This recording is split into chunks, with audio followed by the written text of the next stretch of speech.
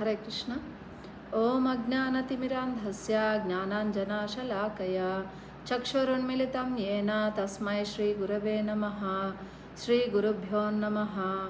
ISKCON Ahobilam సత్సంగ కార్యక్రమానికి భక్తులందరికీ స్వాగతం. ఈరోజు వీడియోలో మనం అతి ముఖ్యమైనటువంటి ఒక యాత్ర గురించి మాట్లాడుకుంటాము. ఈ యొక్క పురుషోత్తమ మాసం మనకు దగ్గర 30 రోజులు ఉంటుంది. సో ఈ 30 రోజులు కూడా మనం చర్చించుకోవడానికి ఒక అద్భుతమైన గ్రంథం నేను సెలెక్ట్ చేసుకున్నాను. అది ఏంటంటే ప్రతి సంవత్సరం కార్తీక మాసంలో బృందావనంలో మన ఇస్కాన్ ఆధ్వర్యంలో బ్రజమండల పరిక్రమ అనని జరుగుతుంది. అది వచ్చి భగవంతుడు సంచరించినటువంటి 12 వనాలను కాలినడకన తిరిగేటటువంటి యాత్ర. సో దీనిని పరమపూజ్య లోకనాథ స్వామి మహారాజ్ గారు బ్రజమండల దర్శన అనే ఒక శీర్షికతో ఆయన రచించారు. 30 రోజులు అంటే ఒక్కొక్క రోజు ఎలాంటి కార్యక్రమాలు జరుగుతాయి, లైక్ మొదటి రోజు ఏ దర్శనాలు చేసుకుంటాం, రెండవ రోజు ఈ విధంగా రచించారు. అయితే అది ఎలా ఉంటుందంటే మనం స్వయంగా వెళ్ళి దర్శనం చేసుకున్నంత అద్భుతంగా ఉంది. నేను ఇది చదివినప్పుడు నాకు చాలా చాలా సంతోషం కలిగింది. అందువల్ల నేను ఈ నెల మొత్తం ఈ పుస్తకం అంటే బృందావన ధామాన్ని మనం మానసికంగా దర్శనం చేసుకొని అక్కడ పరిక్రమ చేయాలన్న ఒక కోరిక కలిగింది. ఎందుకంటే ఇది అద్భుతమైనటువంటి పురుషోత్తమ మాసం, అతి పవిత్రమైనటువంటి పురుషోత్తమ మాసం.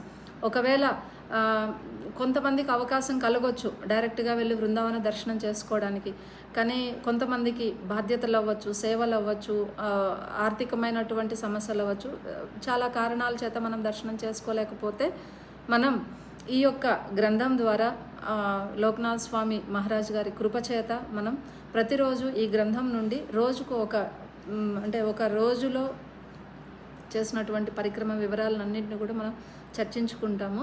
అది ఈ గ్రంథము. మీకు అందరికీ రివర్స్లో కనిపిస్తోందేమో. దీని పేరు బ్రజమండల దర్శన, 30 రోజులు పరిక్రమ ఎక్స్పీరియన్స్, 30 డే పరిక్రమ ఎక్స్పీరియన్స్ ఈ గ్రంథం పేరు. సో ఇందులో ముందు మాటగా యొక్క శివరామస్వామి.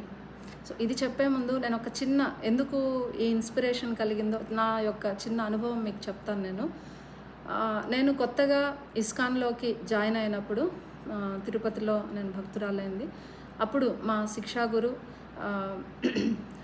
హిస్ గ్రేస్ రేవతి రమణ్ ప్రభు, ఆయన ప్రతి కార్తీక మాసంలో బృందావన లీలలన్నీ చెప్పేవాళ్ళు అనమాట. ఆ మందిరాలు, అక్కడ ఉన్నటువంటి స్థలాలు, తర్వాత కృష్ణుడి లీలలు చాలా చక్కగా అంటే అద్భుతంగా కళ్ళకు కట్టినట్లుగా వివరించేవాళ్ళు.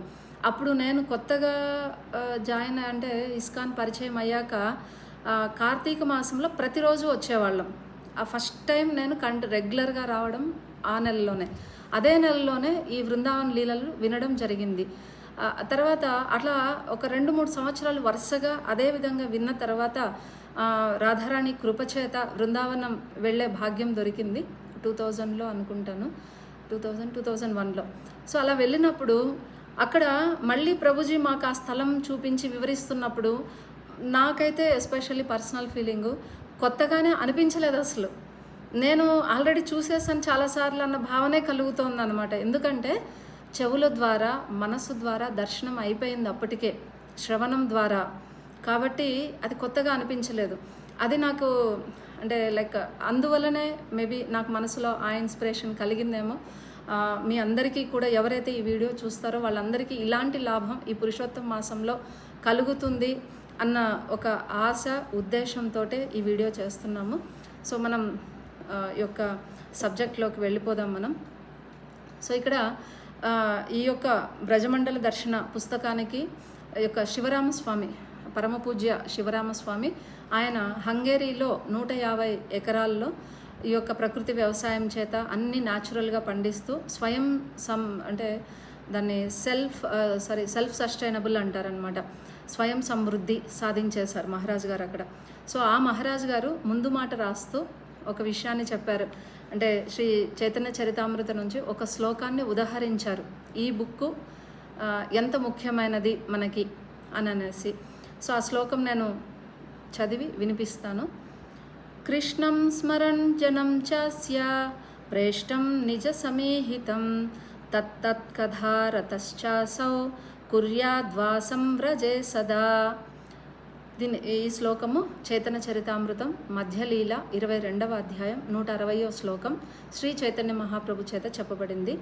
సో ఇక్కడ మహాప్రభు చెప్తున్నారు, మీరు ఒక భక్తుడు తన అంతరంలో ఎప్పుడూ కూడా శ్రీకృష్ణుని స్మరిస్తూ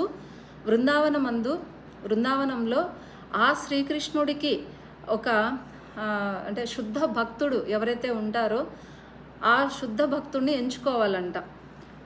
అప్పుడు ఆ శుద్ధ భక్తుడు అదేవిధంగా శుద్ధ భక్తుడు కృష్ణుడితో చేసినటువంటి లీలలను మనము అంటే వాళ్ళిద్దరి మధ్య సంబంధాన్ని అదేవిధంగా ఆ లీలలని మనం స్మరించుకుంటూ ఉంటే, నిరంతరము స్మరించుకుంటూ బృందావనంలో నివసించాలంట మనం.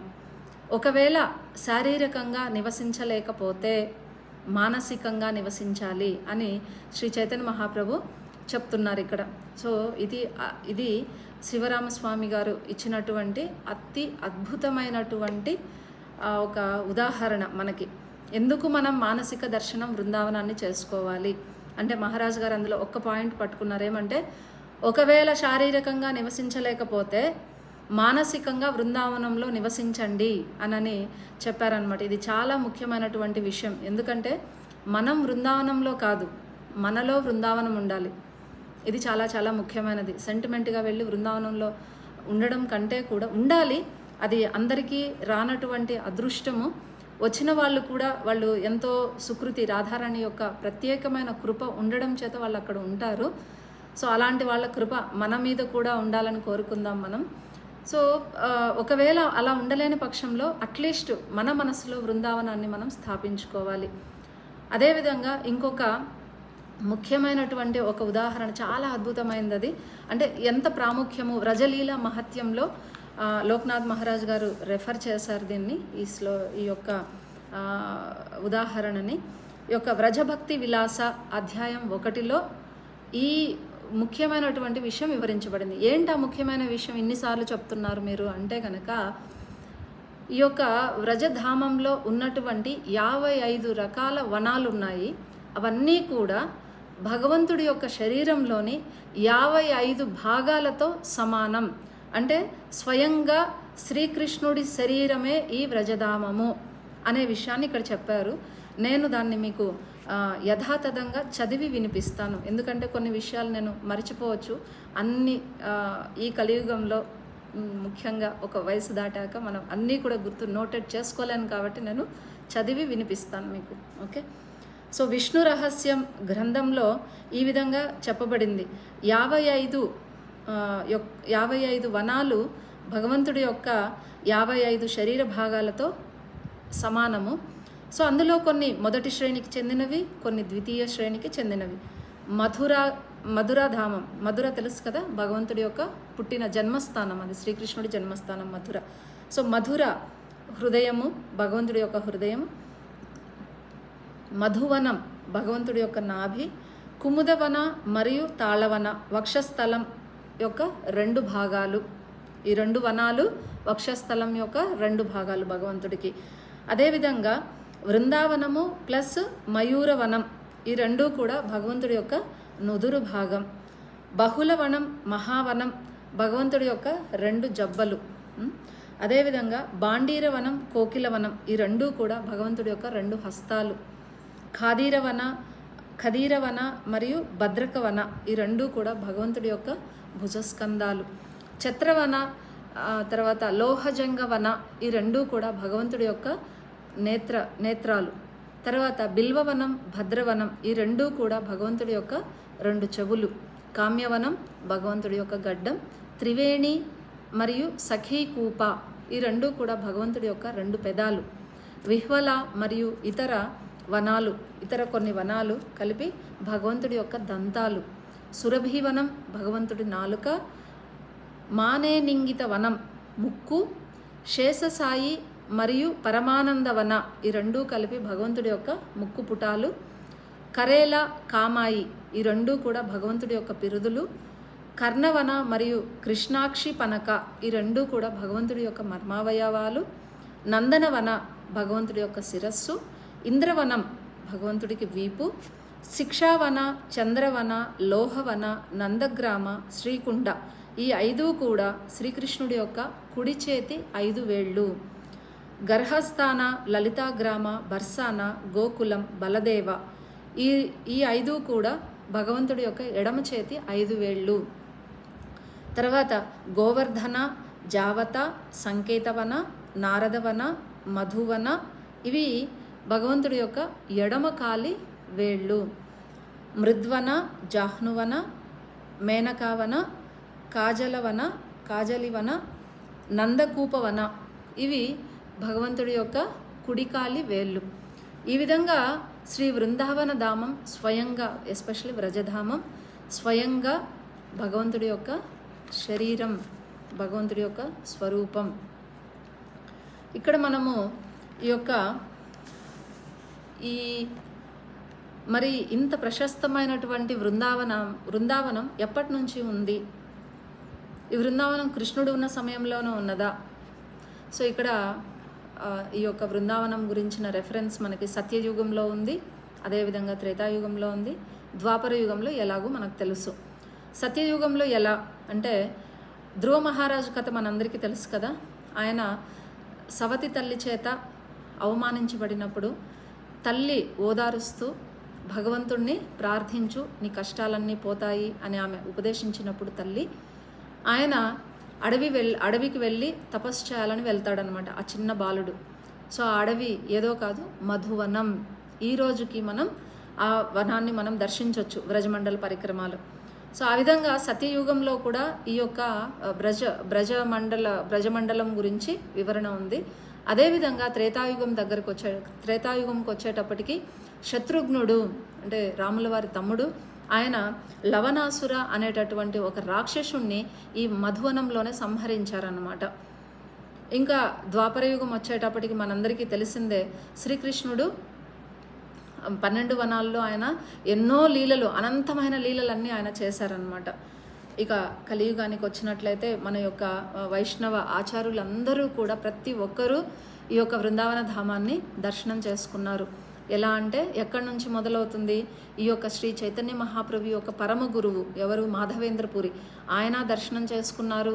ఆ తర్వాత శ్రీ చైతన్య మహాప్రభు యొక్క గురువు గారు ఈశ్వరపురి, ఆయన దర్శనం చేసుకున్నారు.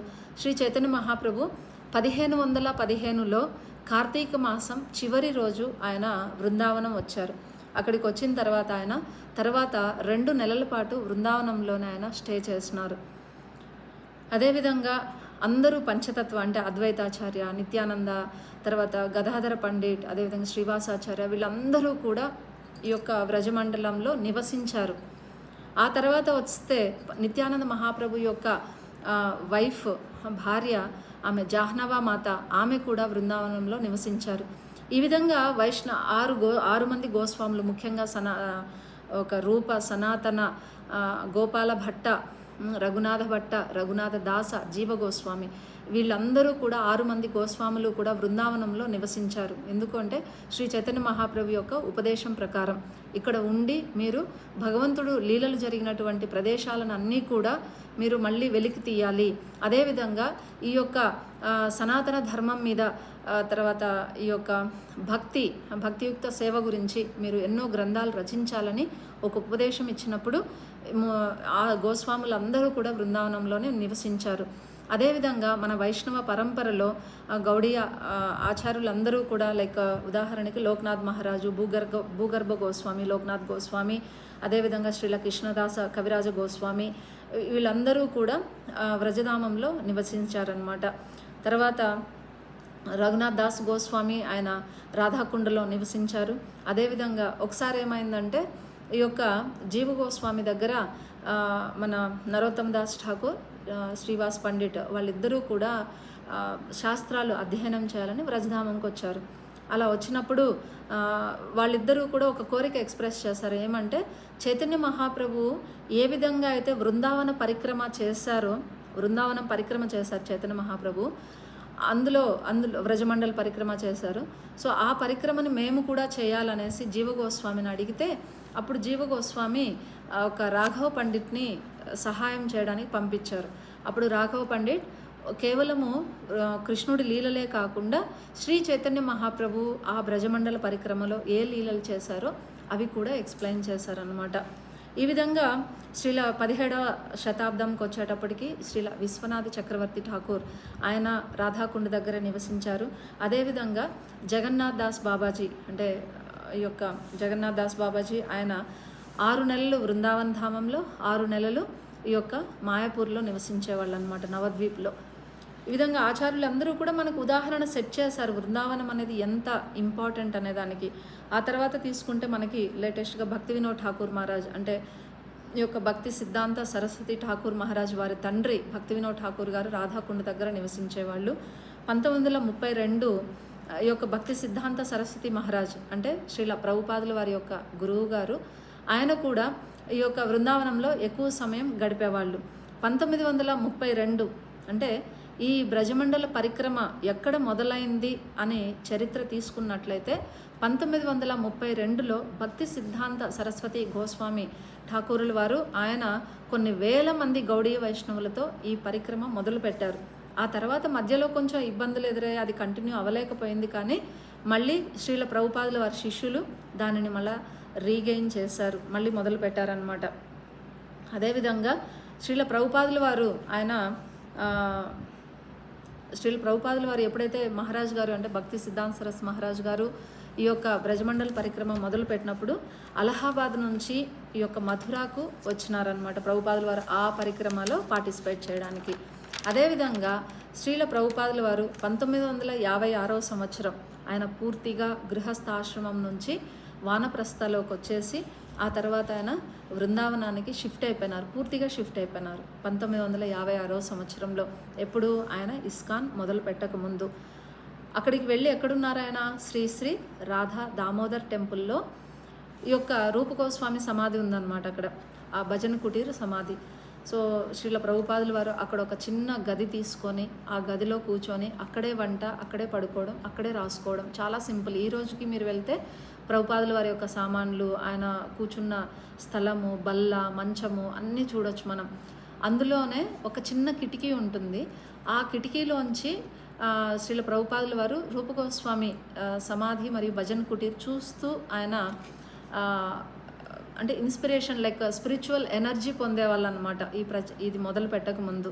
ఆ విధంగా శ్రీల ప్రభుపాదుల వారు చాలాసార్లు రెఫరెన్స్ ఇచ్చారు, నాకు ఎనర్జీ వస్తుంది అక్కడ, తర్వాత రూపగోస్వామి కృప లభిస్తుంది అని. సో ఈ విధంగా అందరూ ఆచార్యులు మనకు బృందావనం ఎంత పవిత్రమైనది, ఎంత ముఖ్యమైనదని మనకి తెలియచేశారు. ఇది మీకు బృందావనం గురించి మీకు ఒక అంటే భావం క్రియేట్ చేయడానికి నేను ఇదంతా మీకు ఎక్స్ప్లెయిన్ చేశాను. సో ఇప్పుడు మనము బృందావనం పరిక్రమలోకి వెళ్ళిపోదాం. సో మామూలుగా బృందావనంలో ఈ యొక్క పరిక్రమ కార్తీక మాసం చాంద్రమానం ప్రకారం వచ్చేటటువంటి అంటే పౌర్ణమి నుంచి పౌర్ణమి వరకు వచ్చేటటువంటి కార్తీక మాసంలో చేస్తారు. సో దానికి మొదటి రోజు ఎలా జరుగుతుందంటే మొదట ఇస్కాన్లో మంగళహారతి చూసుకొని భక్తులందరూ కూడా ఈ యొక్క పరిక్రమ మొదట్లోకి వెళ్తారు. అక్కడ నుంచి వాళ్ళు ఆ స్థలాన్ని ఏమంటారంటే అందరూ అక్కడ ప్రణామాలు చేసి మా యొక్క ఈ యాత్ర, ఈ పరిక్రమ అంటే ఎలాంటి ఇబ్బందులు లేకుండా ముందుకెళ్ళాలి అనేటటువంటి ఒక ప్రార్థనతో శ్రీ శ్రీ రాధా శ్యామసుందర్ అంటే రాధాకృష్ణుల్ని ప్రార్థించి అక్కడ నుంచి భక్తులు బయలుదేరుతారు. సో ఆ స్థలాన్ని ఏమంటారు, ఇప్పుడు మన ఇస్కాన్ ఉన్న స్థలం కూడా అదే రమన్ రేతి అంటారు. రమన్ అంటే ఆడుకునే ప్లేసు, ఆడుకోవడం, రేతి అంటే ఇసుక. ఇక్కడ ఈ యొక్క కృష్ణ బుక్లో శ్రీమద్ భాగవతం 10వ స్కందం 13వ అధ్యాయం 5వ శ్లోకంలో కృష్ణుడు వాళ్ళ స్నేహితులకు చెప్తున్నారు, ఈ నది చూడు, యమునా నది ఎంత ఆహ్లాదకరంగా ఉంది ఇక్కడ చల్లటి గాలులతో. అదేవిధంగా ఇక్కడ ఆ నదిలో వికసిస్తున్నటువంటి ఆ తామర పూలు రకరకాల పక్షుల్ని, తుమ్మెదలను తామర పూలు యొక్క సువాసన చేత ఆకర్షిస్తున్నాయి. అదేవిధంగా ఈ బృందావనం అంతా కూడా ఈ యొక్క పక్షుల కిలకిలా రావాలు, అదేవిధంగా తుమ్మెద ఝుంకారాలతో ఎంతో అద్భుతమైన వాతావరణం ఉంది ఇక్కడ. అదేవిధంగా ఈ యొక్క ఇసుక చాలా సాఫ్ట్గా, అదేవిధంగా శుభ్రంగా కూడా ఉంది. ఇది మనకు సరైన ప్లేస్ ఆడుకోవడానికని అనేసి భగవంతుడు ఆ శ్లోకంలో వివరించారు. అది ఈ యొక్క రమణ రేతి యొక్క ప్రాముఖ్యత. సో ఇక్కడ మొదలుపెట్టి భక్తులు ముందుకెళ్తున్నారు, మనం కూడా ముందుకెళ్దాం వాళ్ళతో పాటు. సో అలా వెళ్ళంగా మనకు కృష్ణ బలరామ వృక్షం వస్తుంది. ఈ రోజుటికి కూడా ఆ వృక్షం మీకు మెయిన్ రోడ్లోనే కనిపిస్తుంది వెళ్ళేటప్పుడు. ఆ వృక్షం ఎలా ఉంటుందంటే లైక్ మీకు ఒకరి మీద ఇట్లా ఒకరి భుజాల పైన ఒకరు కూర్చున్నట్లుగా, ఇద్దరు కృష్ణ బలరాములు కలిసి ఉన్నట్లుగా ఉంటుంది ఆ వృక్షం.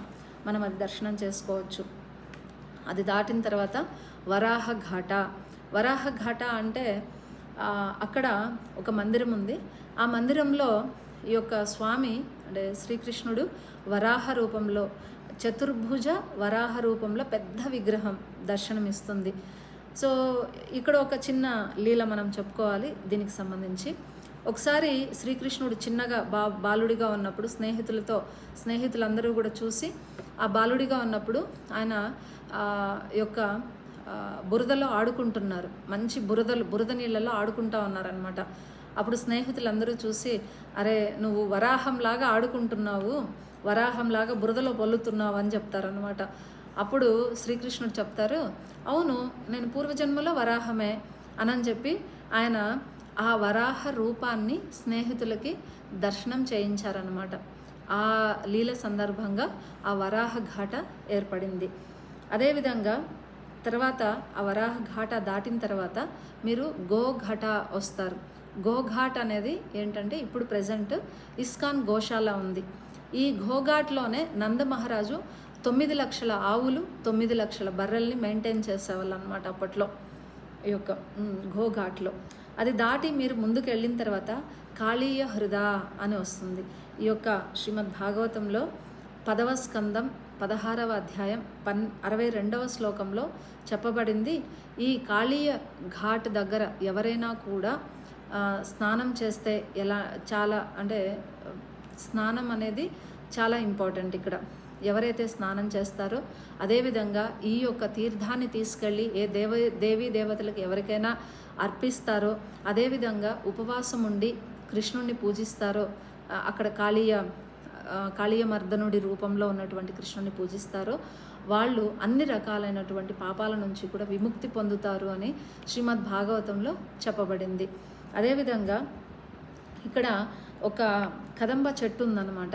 అంటే కృష్ణుడు దూకాడు కదా ఆ నదిలోకి, యమునా నదిలోకి దూకాలన్నప్పుడు స్వామి ఎక్కడికి ఒక కదంబ వృక్షం పైకెక్కి దూకేశారు.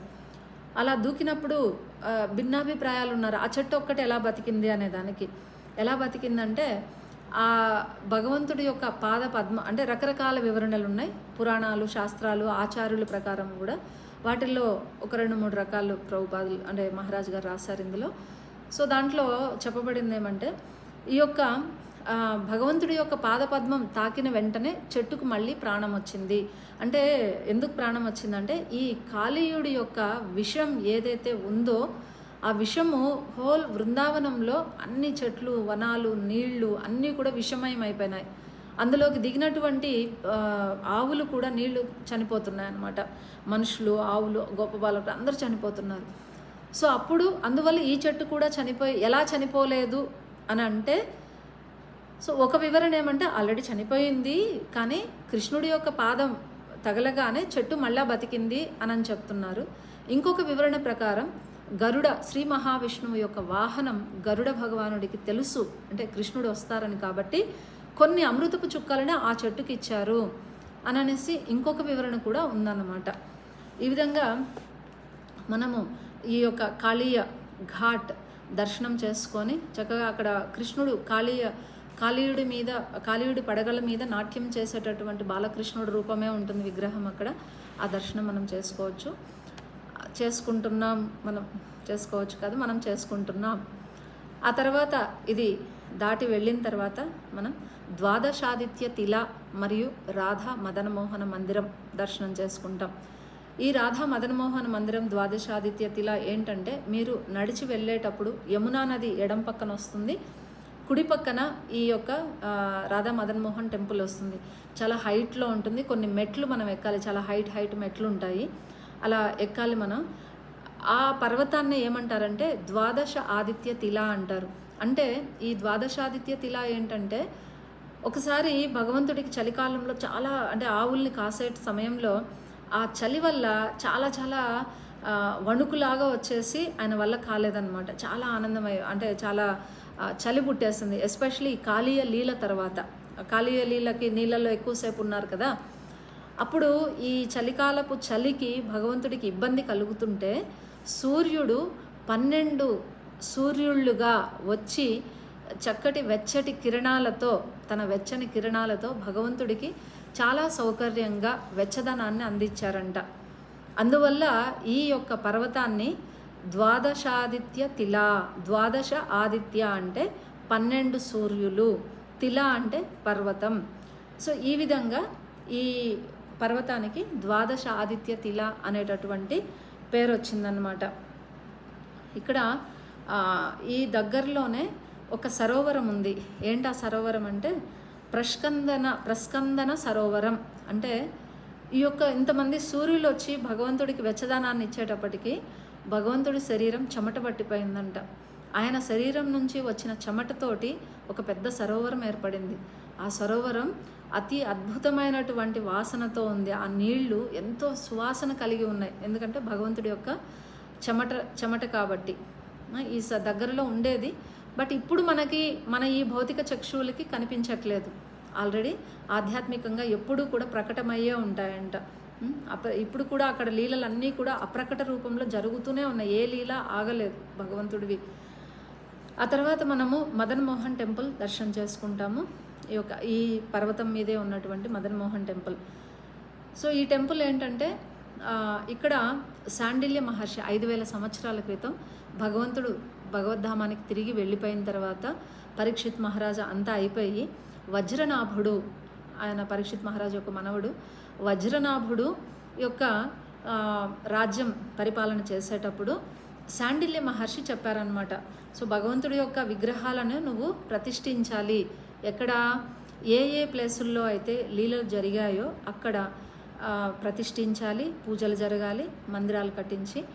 అదేవిధంగా ఎక్కడైతే లీలలు జరిగి ప్రజలు ఉన్నారో ఆయా స్థలాలను మళ్ళీ ఊర్లుగా తయారు చేయాలి, పట్టణాలు పల్లెటూర్లుగా తయారు చేయమని చెప్పారు.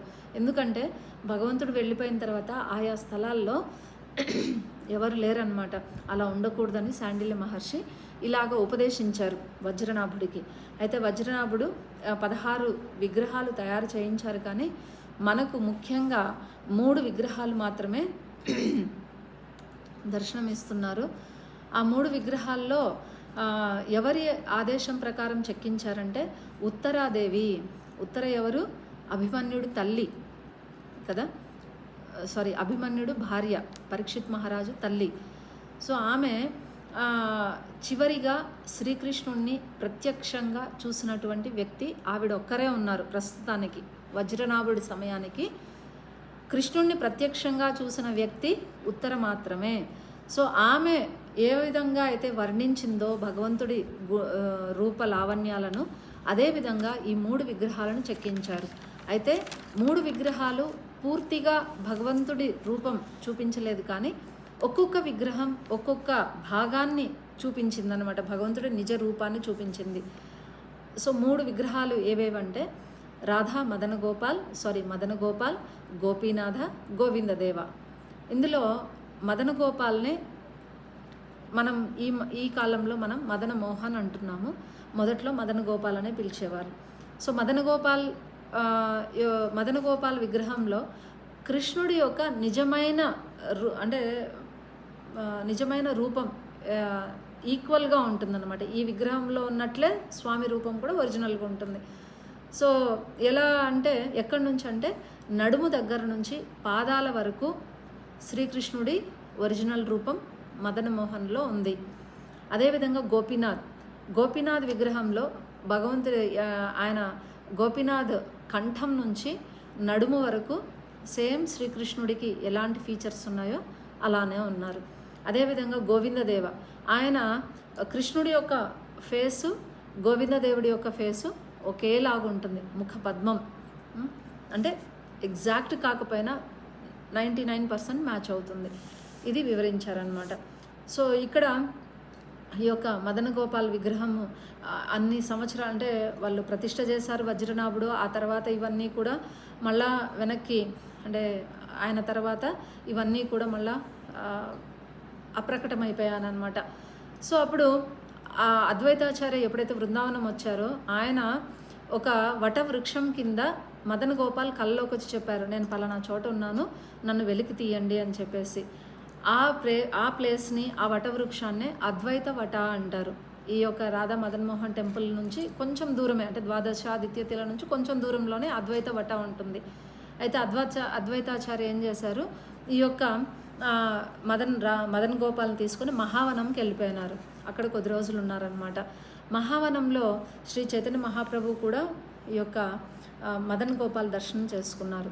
అలాగే రూప సనాతన గోస్వాములు వాళ్ళు బృందావనంలో ఉన్నప్పుడు ఈ యొక్క మదన్ గోపాల్ అంటే మహావనంలో నివసించే వాళ్ళ యొక్క శాస్త్ర రచన సాధన చేసుకోవడానికి, భజన చేసుకోవడానికి. అలాంటి సమయంలో ఈ యొక్క సనాతన గోస్వామికి మదన్ గోపాల్ అంటే ఒక ప్రత్యేకమైన అనుబంధం ఏర్పడిపోయింది. ఆ అనుబంధము ఎంతవరకు అంటే సనాతన గోస్వామి ఒక్కొక్కసారి చూసేవాళ్ళు ఈ యమునా నది ఒడ్డున స్వామి తన గోపబాలుడితో ఆడుకోవడం చూశారు. ఎన్నోసార్లు దర్శనం చేసుకున్నారు. అదేవిధంగా ఒకసారి సనాతన గోస్వామి కలలో కనిపించారు స్వామి. ఏమంటే, సనాతన, నేను నీతోనే ఉంటాను, నీ కుటీరంలోనే ఉంటాను, నన్ను నీ దగ్గరే పెట్టేసుకో అని చెప్పేసి. చూడండి, ఒక భక్తుడి మీద ఎంత ప్రేమ అంటే ఆయన చిన్నపిల్లోడు అయిపోతాడు చూడండి, రిక్వెస్ట్ చేస్తారనమాట. అప్పుడు సనాతన గోస్వామి చాలా ఆనందపడిపోయి ఆయన స్వామిని అంటే మదన్ గోపాల్ని తీసుకొచ్చి తన కుటీరంలో పెట్టుకున్నారు, భజన కుటీరంలో. తర్వాత కొద్ది రోజుల తర్వాత కొన్ని చోట్ల చెప్పబడింది ఆయన ఇక్కడ ద్వాదశాదిత్య తిలక్ వచ్చి ఇక్కడ భజన కుటీరం ఏర్పాటు చేసుకొని చేస్తున్నారు. అయితే ఇక్కడ పెద్ద సమస్య వచ్చి పడింది. భగవంతుడికేమో నైవేద్యాలు కావాలి, ఆహారం ప్రసాదం కావాలి కదా, ఆయనకు భోగా కావాలి. అయితే సనాతన గోస్వామి ఎవరు? గృహస్థ. ఆయన ఏమన్నా రాజా కాదు కదా. సో ఆయన ఒక సన్యాసి. ఆ సన్యాసి కూడా ఆయన ఏం చేస్తున్నారు, తన భజన చేసుకుంటూ శ్రీ చైతన్య మహాప్రభు ఇచ్చినటువంటి ఉపదేశాల ప్రకారం ఆయన రచనలు, అదేవిధంగా ఈ యొక్క భగవంతుడి లీలాస్థలాలను ప్రకటితం చేస్తున్నారనమాట. అప్పుడు ఈయనకి ఏం అర్థం కాల, నేనేమో భగవంతుడికి సరిగ్గా ప్రసాదం ఇవ్వట్లా, ఎలా ఇస్తున్నారని ఇచ్చేది కూడా ఇంటింటికి వెళ్ళి ఏదైతే భిక్షగా తెచ్చినా ఎండిపోయిన రొట్టెల్ని నైవేద్యం పెడుతున్నారు. కనీసం దాంట్లో ఉప్పు కూడా లేదు. ఒకసారి అడుగుతారు, ప్లీజ్ నాకు కొంచెం ఉప్పు అరేంజ్ చేయమని అడుగుతారనమాట సనాతన గోస్వామి. అడిగినప్పుడు సనాతన గోస్వామి చెప్తారు, స్వామి ఈరోజు మీరు ఉప్పు అడిగారు, రేపు నెయ్యి అడుగుతారు, ఆ తర్వాత పప్పు అడుగుతారు, ఆ తర్వాత స్వీట్లు అడుగుతారు. నేనేదో సన్యాసిని, నా దగ్గర ఉన్నదేదో మీకు పెడుతున్నాను, మీరు మాత్రం ఇలా మీకు ఇబ్బంది అయ్యేటట్లయితే మీరు మాత్రం వెళ్ళిపోండి స్వామి, నేను నాకు రచనలు ఉన్నాయి, భజనలు ఉన్నాయి కాబట్టి నేను చేయలేనని చెప్తారు. అప్పుడు మదన్ గోపాల్ చెప్తారు, నో, నేను నిన్న ఏం అడగను, ఇంకా నువ్వేం పెడితే అదే నీ దగ్గరే ఉంటాను, నేను నీ దగ్గరే ఉంటానని అడుగుతారనమాట. అప్పుడు కానీ భగవంతుడు ఆయనకి అవసరమైంది ఆయనే ఏర్పాటు చేశారు. ఒకసారి ఏమైందంటే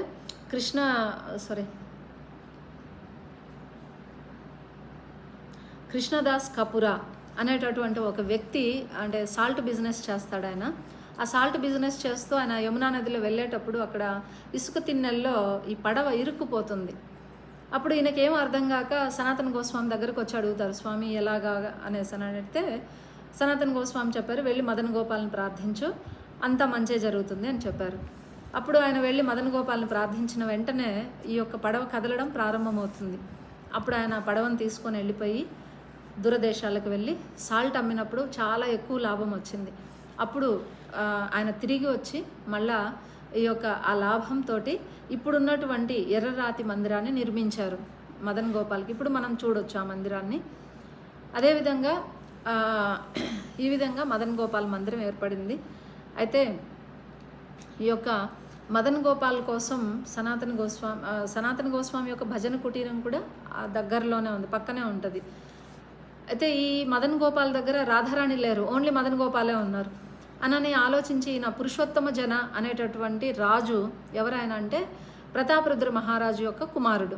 ఆయన ఏం చేశారంటే ఈ యొక్క గోవిందదేవుడు మదన్ గోపాల్ ఇద్దరికి కూడా రాధారాణి విగ్రహాలు లేవు కదా అని చెప్పి ఆయన ఏం చేశారంటే 2 విగ్రహాలు తయారు చేయించి పంపించారు. అయితే ఒకరోజు పూజారి కల్లో కనిపించారు. ఎవరైతే రాధా మదన్ గోపాల్కి పూజ చేస్తున్నారో ఆ పూజారి కలలో కనిపించి ఆయన చెప్పారు, చూడు రాధారాణిని పంపించారు, 2 విగ్రహాలు పంపించారు, పర్వాలేదు, కానీ తయారు చేసిన వాళ్ళకి తెలియట్లా వాళ్ళు ఎవరు అనేసి అని చెప్పి అప్పుడు మదన్ గోపాల్ చెప్పారు ఏమంటే, చిన్నదిగా ఉండే విగ్రహము శ్రీ రాధారాణి, పెద్దదిగా ఉండే విగ్రహం లలితా సఖి. సో రాధారాణిని నాకు ఎడం వైపున ఉంచండి, లలితా సఖిని నాకు కుడివైపు ప్రతిష్ఠించండి అని చెప్పారనమాట. అప్పుడు ఇమీడియట్ పూజారి వెళ్ళి ఆ 2 విగ్రహాలను తీసుకొచ్చి ఆయన ప్రతిష్ఠ చేశారు అటు ఇటుగా. ఆ తర్వాత అయితే ఇంత అద్భుతమైనటువంటి మందిరము, అసలైన విగ్రహాలను కూడా ఈ ముస్లిం రాజుల యొక్క దాడుల్లో బృందావనాన్ని చాలా అంటే ఘోరంగా అటాక్ చేశారు. రాధాగోంజీ టెంపుల్ చాలా చూడొచ్చు మీరు, అన్నీ డ్యామేజ్ అయిపోయినవి. అయితే ఈ మందిరాన్ని కూడా అటాక్ చేసినప్పుడు భక్తులు చాలా రహస్యంగా తీసుకెళ్ళిపోయి రాజస్థాన్లో కరోలి అనేటటువంటి స్థలంలో ప్రతిష్ఠ చేసి అక్కడ పూజ చేశారనమాట. ఈ యొక్క ఇక్కడ ఇప్పుడు ఉన్న మందిరంలో ఏంటంటే ప్రతిభూమూర్తిస్ ఉన్నారు. ఈ ప్రతిభూమూర్తులు ఏంటంటే స్వామికి అంటే ఒరిజినల్ విగ్రహం లాగే ఉంటారు, కాకపోతే ఒరిజినల్ కాదన్నట్టు అంతే. కానీ వాళ్ళ యొక్క పవరు, శక్తి, మనల్ని దయ చూపించే విషయంలో కానీ ఎక్కడ తేడా లేదు, వీళ్ళు ఒక్కటే. కాకపోతే అవకాశం ఉంటే మాత్రం వెళ్ళి మనం స్వయంగా దర్శనం చేసుకోవచ్చు. ఆ తర్వాత ఈ యొక్క సనాతన గోస్వామి యొక్క సమాధి మందిరం వెనకాల పర్వతానికి అడుగు భాగంలో, ఏది పర్వతం, ద్వాదశాదిత్య తిల పర్వతానికి అడుగు భాగంలో ఉందన్నమాట. ఆ తర్వాత మనందరము కూడా దర్శనం చేసుకుంటూ ఈ యొక్క మదన్ మోహన్ టెంపుల్ అయిపోయిన తర్వాత మనం తిరిగి మన బృందావన పరిక్రమ మొదలు పెడతాం. అలా మొదలుపెట్టి ముందుకు వెళ్ళేటప్పుడు మనకు ఎడం వైపు యమునా నది కనిపిస్తుంది. ఇప్పటికి కొంచెం అంటే మేము 2000 సంవత్సరంలో చూసినప్పుడు ఒడ్డునే నడిచి వెళ్ళేవాళ్ళం పరిక్రమ, కానీ ఇప్పుడు చూస్తే చాలా దూరం యమునా నది వెళ్ళిపోతూనే ఉన్నారు, అట్లా వెనక్కి యమునామయ్య వెళ్తున్నారు. అయితే ఒకసారి అలా వెళ్తూ ఉన్నప్పుడు మహారాజ్ గారు ఆ ఇన్సిడెంట్ రాశారు ఈ పుస్తకంలో. ఏం రాశారంటే, ఒక భక్తుడు ఫస్ట్ టైం వచ్చారంట బృందావనానికి.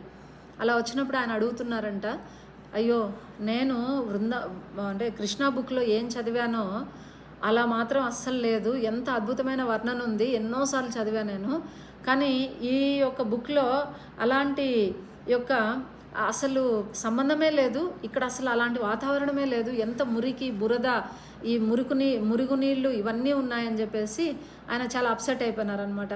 అప్పుడు ఇంకొక సీనియర్ భక్తుడు చెప్పారు, నాయన ఇది మాయ అంటే యోగమాయ చేత ఈ విధంగా బృందావనం ఏర్పాటు చేయబడింది. ఎందుకంటే అభక్తులు, మాయావాదులు బృందావనం పట్ల బృందావనాన్ని ఈ విధంగా చూసి వాళ్ళు దూరంగా వెళ్ళిపోవాలని, వాళ్ళకు ప్రవేశం లేదు. కాబట్టి ఎవరికైతే రాధారాణి కృప ఉంటుందో వాళ్ళు నిజ బృందావనాన్ని దర్శనం చేసుకుంటారు. అందువల్ల ఇలా అనడం కూడా పాపం అని చెప్పి ఆ సీనియర్ డివోటీ ఎక్స్ప్లెయిన్ చేశారంట ఆ కొత్త డివోటీకి. నిజంగా కూడా ఈ రోజుటికి బృందావనము అలానే ఉంటుంది. అయితే నేను ఒక చోట విన్నాను ఏంటంటే, ఈ యొక్క యూపీ గవర్నమెంట్ చాలా ఖర్చు పెడుతుందంట, స్పెషల్ ఫండ్స్ రిలీజ్ చేస్తుంది బృందావనం నీట్గా ఉంచాలని. But never, it won't happen, అసలు జరగదన్నమాట. అలాగా ఈ యొక్క బృందావనము మనం ఎప్పుడూ కూడా ఆధ్యాత్మిక చక్షువులతో భగవంతుడు నడయాడిన నేల, ప్రతి అడుగు భగవంతుడి పాదముద్రలు ఉన్నటువంటి స్థలం, అది మాత్రమే మనం గమనించాలి.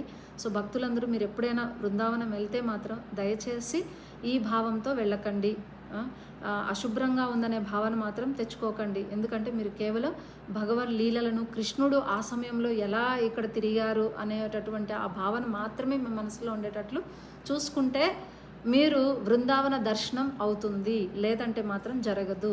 ఎందుకంటే నేను కూడా యాత్రకు వెళ్ళినప్పుడు కొంతమంది నాతో ఉన్నటువంటి వాళ్ళు ఎలా భావించి అసలు ఆనందించలేకపోయినారు బృందావనాన్ని.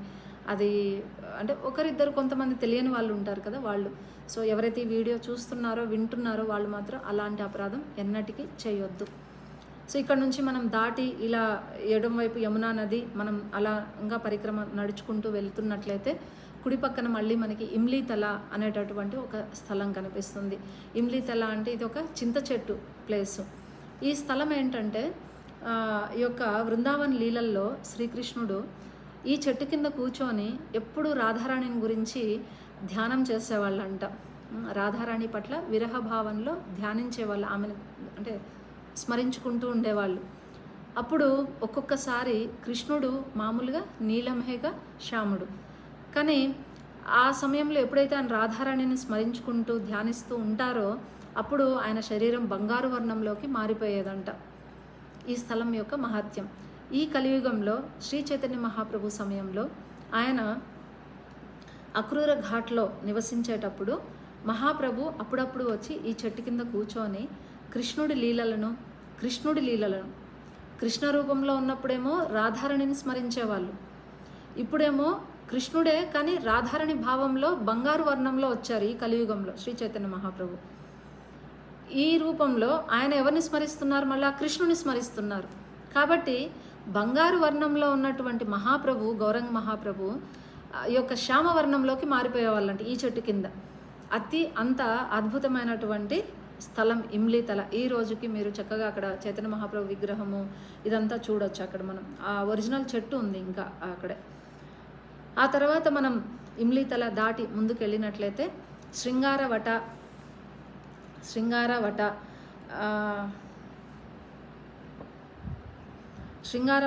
అదేవిధంగా చీరా ఘాట్ మనం దర్శనం చేసుకోవచ్చు. ఈ యొక్క భక్తి రత్నాకర గ్రంథంలో శృంగారవట అంటే ఏంటంటే ఏ చెట్టు కింద అయితే భగవంతుడు శృంగారం చేసుకొని తన స్నేహితులందరికీ ఆనందాన్ని కలిగించేవాడు, ఎలా రకరకాలుగా అలంకరించుకొని తనను తాను అలంకరించుకొని తన స్నేహితులకి ఆనందాన్ని పంచేవాళ్ళంట కృష్ణుడు. అందువల్ల ఆ స్థలానికి శృంగారవట అనే పేరు వచ్చింది. కానీ నిత్యానంద మహాప్రభువు కూడా ఆ స్థలంలో ఎక్కువసేపు కూర్చునేవాళ్ళు, అందువల్ల దాన్ని నిత్యానంద వట అని కూడా అంటారు. సో మనం శృంగారవట ఆ దగ్గరలోనే చీరా ఘాట్ ఉంటుంది. చీరా ఘాట్ అంటే ఐడియా ఉందా మీకు? కృష్ణుడు గోపికల చీరలు దొంగిలించిన లీల, ఇది మనందరికీ బాగా తెలుసు కదా, సౌత్ ఇండియాలో కూడా చాలామందికి తెలుసు మనకి. సో కృష్ణుడు గోపికల యొక్క చీరలు దొంగిలించినటువంటి స్థలం. అక్కడ ఒక చెట్టు ఉంటుంది, ఆ చెట్టు మీదనే కదా కూర్చొని ఫ్లూట్ వాయిస్తూ గోపికలు వేడుకుంటుంటే మనం చాలా పిక్చర్స్ చూస్తుంటాం కదా, పెయింటింగ్స్ అన్నీ కూడా. సో ఈ చీరాఘాట్ అక్కడ కొమ్మలకంతా కూడా గుడ్డ ముక్కలన్నీ కట్టేస్తుంటారనమాట మీరు అక్కడ చూస్తే. సో అలా ఒక పెద్ద వృక్షం ఉంటుంది. మీరు అక్కడ కూడా దాటి ముందుకెళ్తే మీకు కేశీ ఘాట్ వస్తుంది. కేశీ ఘాట్ అంటే కేశి అనేటటువంటి గుర్రపు రాక్షసుణ్ణి భగవంతుడు సంహరించినటువంటి స్థలం. రూపగోస్వామి చెప్తున్నారు, మీరు ఈ యొక్క భౌతికమైనటువంటి అంటే ఈ యొక్క నెక్టర్ ఆఫ్ డివోషన్ భక్తి రసామృత సింధులో రూపగోస్వామి ఈ కేశీ ఘాట్ గురించి స్పెషల్గా మెన్షన్ చేశారు. ఎలా మెన్షన్ చేశారంటే, మీరు గనక ఈ యొక్క భౌతికమైన స్నేహితులే కావాలి, నాకు ఈ భౌతిక ప్రపంచమే కావాలి అని మీకు మనసులో గట్టిగా ఉన్నట్లయితే మీరు దయచేసి కేశీ ఘాట్లో ఉన్నటువంటి కృష్ణుణ్ణి దర్శనం చేసుకోవద్దు అని చెప్పారనమాట. అర్థం అంటే అక్కడ స్పెషల్ అనే అర్థం అన్నమాట. అక్కడ మీరు ఈ కేశీ ఘాట్లోకి ఎంటర్ అయితే చాలా ఇరుకు సందులో పెద్ద కోట ఉంది. ఇప్పుడు ఆ కోటలో చిన్న దారిలోంచి మనం వెళ్తూ ఉండాలి. అంతా కలిపి ఒక 3 feet కూడా వెడల్పు ఉండదు మనకి, అలా వెళ్తుంటాం. అలా మీరు ఎంటర్ అయ్యి వెళ్ళే సమయంలోనే మీకు యమునా ఘాట్ కనిపిస్తుంది. అక్కడే ఘాట్ ఉంటుంది. చక్కగా మీరు దిగి ఆచమనం చేసుకొని నీళ్లు చల్లుకొని కొంచెం తీర్థం తీసుకొని వెళ్ళొచ్చు. సో ఇస్కాన్ భక్తులు మ్యాక్సిమం దిగి వాళ్ళు ఆచమన అంటే అదే కొంచెం ప్రణామాలు అర్పించి యమునామాయికి, అదేవిధంగా కొంచెం నీళ్ళు తీసుకొని స్వీకరించడం, తల మీద చల్లుకోవడం, ఇవన్నీ చేసి ప్రార్థిస్తారు. అంటే మా యాత్ర అదేవిధంగా నా భక్తియుక్త సేవ ఎక్కడ ఇబ్బంది కలగకుండా నేను కంటిన్యూ చేయాలి అనేటటువంటి ప్రార్థనలతో అక్కడ మనం ఆచమనం చేస్తారు. కానీ కొంతమంది భక్తులు నేరుగా వెళ్ళిపోతుంటారు, తెలియని వాళ్ళు నేరుగా వెళ్తుంటారు అనమాట. కానీ మనం ఎప్పుడు మీరు కూడా వెళ్ళినా కూడా కంపల్సరీగా ఆ కుండంలోకి వెళ్ళి ఆ తీర్థస్థానానికి వెళ్ళి ఆ తీర్థం కొంచెం 1-2 చుక్కలైనా స్వీకరించాలి. అదేవిధంగా తల మీద చల్లుకోవాలి. మురికి అలాంటివి చూడొద్దు దయచేసి, ఎందుకంటే అది స్థానం, అదే భగవంతుడు స్వయంగా చేసినటువంటి లీలలు చేసినటువంటి స్థానం అది. ఓకే, ఆ తర్వాత మనం ఈ కేశీ ఘాట్ నుంచి మనం ఆ లోపలికి వెళ్ళే సమయంలోనే ధీర సమీర అంటారు ఆ స్థలాన్ని. దాన్ని దాటి మనం ముందుకు వెళ్తాం. ఆ ఆ ధీర సమీర అంటే అర్థం ఏంటంటే చల్లటి గాలులు వచ్చే స్థలము. ధీర అంటే స్లోగా నెమ్మదిగా వీచేటటువంటి బ్రీజ్. సమీర అంటే చల్లటి గాలులు నెమ్మదిగా వీస్తున్నాయి, చాలా ప్లెజెంట్గా ఉండేది. ఇక్కడ రాధాకృష్ణుల యొక్క ఎన్నో లీలలు జరిగాయి ఇక్కడ. అందువల్ల దీన్ని ధీర సమీర అనే ప్లేస్. అప్పట్లో వనాలు ఉండేవి కాబట్టి అక్కడ ఆ లీలలు జరిగేవి. దాన్ని దాటి మనం వస్తే వంశీవట. ఈ వంశీవట, వంశీ అంటే ఫ్లూట్, మనందరికీ తెలిసిందే, భగవంతుడి యొక్క ఫ్లూట్. ఈ ఫ్లూట్ వినే కదా గోపికలందరూ కూడా ఎక్కడెక్కడ ఉన్నా కూడా వాళ్ళు మోహంతో భగవంతుడి పట్ల ఎంతో ఆకర్షింపబడి వచ్చేసేవాళ్ళు. దీపానికి ఆ దీప పురుగులు అట్రాక్ట్ అయినట్లుగా, అంటే ఏమీ తెలియదు, నేరుగా వచ్చి దీపం దగ్గరికి వస్తే. అలాగా కృష్ణుడి యొక్క ఫ్లూట్ వాయించినప్పుడు వేరే ఏ ఆలోచన లేకుండా వాళ్ళు వేణుగానం వినంగానే భగవంతుడి దగ్గరికి వచ్చేసేవాళ్ళు. అందువల్ల ఆ స్థలాన్ని వంశీ అంటారు. ఈ యొక్క వంశీవటము శరత్ పూర్ణిమ రోజు ఇక్కడ రాసలీల జరుగుతుందంట ఈ సమయంలో. అదేవిధంగా ఈ యొక్క ఒరిజినల్ వంశీవట యమునా నది యొక్క వరదల్లో కొట్టుకుపోయే సమయంలో ఒక గోస్వామి ఆ చెట్టు ఒక కొమ్మను తీసుకొని రక్షించగలిగినారు, ఒక కొమ్మను రక్షించగలిగారు. ఆ కొమ్మను తీసుకొచ్చి మళ్ళీ నాటి ఒరిజినల్ చెట్టు ఉన్న స్థానంలో నాటారు. ఆ వృక్షాన్ని మనం ఈరోజు దర్శనం చేసుకోవచ్చు. చూడండి, గొప్ప గొప్ప ఆచార్యులు ఎప్పుడూ కూడా లోక కళ్యాణం కోసమే వాళ్ళు ఆలోచిస్తారు కదా. ఆ రోజు ఆయన నాటడం వల్లనే మనం ఈరోజు ఒరిజినల్ వంశీవటాన్ని మనం దర్శనం చేసుకోగలుగుతున్నాం. అది దాటాక మనము జగన్నాథ్ టెంపుల్కి వెళ్తాం. ఒక జగన్నాథ్ మందిరం కొత్తగా కట్టారు అక్కడ. సో మీరు వెళ్తూ వెళ్తూ పెద్ద మందిరం అది. అక్కడ జగన్నాథ్, బలదేవ్, సుభద్ర దర్శనం చేసుకొని కాసేపు కూర్చొని ఇంకా ఈ పరిక్రమాల్లో అయితే ప్రసాదం తీసుకుంటారు. అక్కడ బ్రేక్ఫాస్ట్ ప్రసాదం తీసుకొని బయలుదేరుతారు. ఆ తర్వాత పానీ ఘాట, జగన్నాథ్ టెంపుల్ దాటాక మనం దర్శనం చేసుకోబోయే స్థలం పానీ ఘాట. ఇక్కడ ఎవరెవరైతే వైష్ణవులు, భక్తులు, సాధువులు వస్తారో వాళ్ళందరికీ కూడా సేవ జరుగుతుంది. మంచినీళ్ళు ఇలాగా సేవ జరుగుతుంటుంది. ఈ పానీ ఘాట గురించి మహారాజు గారు ఈ బుక్లో రాశారు. 25వ రోజు అంటే పరిక్రమ 25వ రోజు ఇంకొక పానీ గ్రామం అనే ఉందంటే యమునా నదికి అవతల. ఆ రోజు నేను 2 లీలలు ఒకేసారి చెప్తానన్నారు. అంటే ఈ పానీ ఘాట, ఆ పానీ గావ్ ఊరు, ఆ రెండిటి గురించి. సో మహారాజ్ దాని గురించి ఇక్కడ ఎక్స్ప్లెయిన్ చేయలేదు. ఆ తర్వాత వచ్చేది చైతన్య కుటీర. మీరు పానీ ఘాట దాటిన తర్వాత చైతన్య కుటీరకు వెళ్తారు. అక్కడ రాజాఘాట్ అనేసి ప్లేస్ ఉందన్నమాట. దాన్ని రాజాఘాట్ అని కూడా అంటారు. సో ఆ స్థలం ఏంటంటే, ఎందుకు రాజాఘాట్ అనే ప్లేస్ వచ్చిందంటే, ఒకసారి కృష్ణుడు వీళ్ళందరినీ ఆట పట్టించాలని యమునా నది యువతల నుంచి అవతలకి దాటించేటటువంటి ఒక పడవ నడిపేవాడిగా వేషం వేసుకున్నారు. పడవ నడిపేవాడిగా, బోట్ మ్యాన్. సో వేషం వేసుకొని ఆయన ఏం చేస్తున్నారు, వచ్చిన గోపికలందరిలోకి అందరి దగ్గర నుంచి ఆయన వసూలు చేస్తున్నారు. ఏది ఛార్జెస్, బోట్ ఛార్జెస్, ఈ పక్క నుంచి ఆ పక్కకి. అలా వసూలు చేసే సమయంలో రాధారాణి వచ్చారు. వచ్చిన తర్వాత ఆమెను ఏమడిగారు, చాలా కాస్ట్లీ ఛార్జెస్ అడిగారు ఆమెని. ఏమడిగారంటే బంగారు చెవిదుద్దులు అడిగారు. వీళ్ళందరికీ అర్థం కాల. గోపికలందరూ అడిగారు, ఎందుకు మా దగ్గర నార్మల్గానే తీసుకున్నావు కదా, మరి ఆమె దగ్గర ఎందుకు అలా అడుగుతున్నావు, అసలు అది న్యాయమేనా, అంత కాస్ట్లీ ఇస్తారా ఇక్కడ నుంచి ఇక్కడికి వదిలిపెట్టడానికి అని అడిగారు అనమాట. అప్పుడు కృష్ణుడు చెప్పారు, ఎందుకు ఇలా అడగడానికి ఒక కారణం ఉంది, న్యాయంగానే నేను అడిగాను. అంటే ఎలా న్యాయంగా అడిగారు మీరు అంటే, అప్పుడు కృష్ణుడు చెప్తున్నారు, రాధారాణి ఎవరు, వృషభాను మహారాజు యొక్క కుమార్తె. మరి రాజకుమార్తెని 2 రూపాయలు 3 రూపాయలు అడగమంటారా, ఆమె స్థాయికి తగినట్టుగా నేను అడిగాను ఛార్జెస్, ఇందులో అన్యాయం ఏముంది. సో ఇది అక్కడ జరిగినటువంటి లీల. అందువల్ల దీనిని రాజాఘాట్ అంటారు. ఆ తర్వాత అక్కడ నుంచి మనం చైతన్య బైఠక్ అంటే దీన్నే చైతన్య విరామస్థలి అని కూడా అంటారు.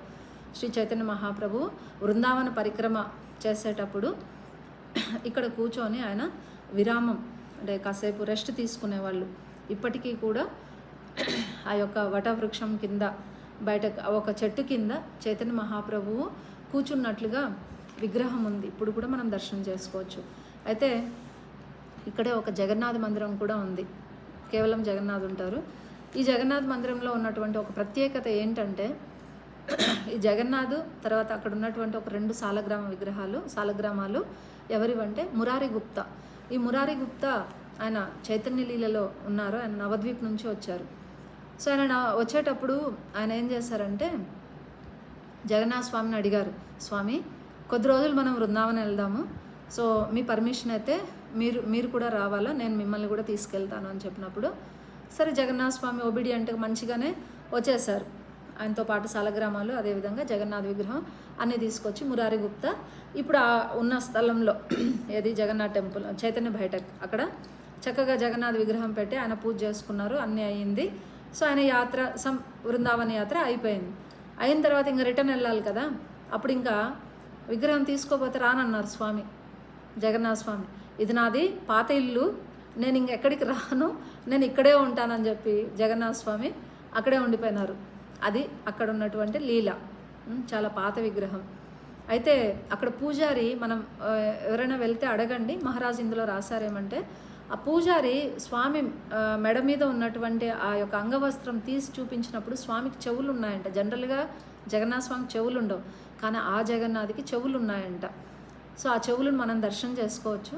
ఆ చెవులు ఎలా ఉందంటే స్వామి యొక్క నవ్వు ఈ చివరి నుంచి ఈ చివరి చెవులు తాకుతోంది నవ్వు. జగన్నాథ స్వామి ఆల్రెడీ నవ్వుతూ ఉంటారు ఎప్పుడు, సో ఈ నవ్వు ఇక్కడ వరకు అవుతోందన్నమాట.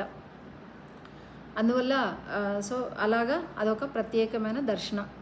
ఈ చైతన్య బయట దాటిన తర్వాత మనం ఇంకా ముందుకు అక్కడితో ఆల్మోస్ట్ అయిపోతుంది పరిక్రమ, ఇంకా దర్శనాలు ఏముండవు. మనకు 2 సర్కిల్స్ వస్తాయి, గౌరే దౌజీ అండ్ అటల్లా చుంగి అని చెప్పేసి.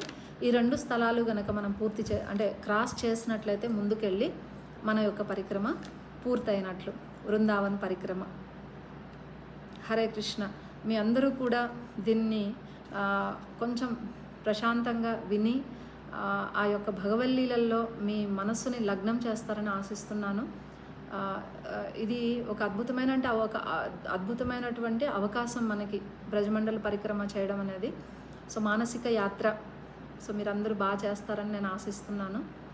అందరికీ హరే కృష్ణ. వృందావన్ ధామ్కి జయ, బ్రజమండల్ పరిక్రమకి జయ, శ్రీల ప్రభుపాదికి జయ. హరే కృష్ణ.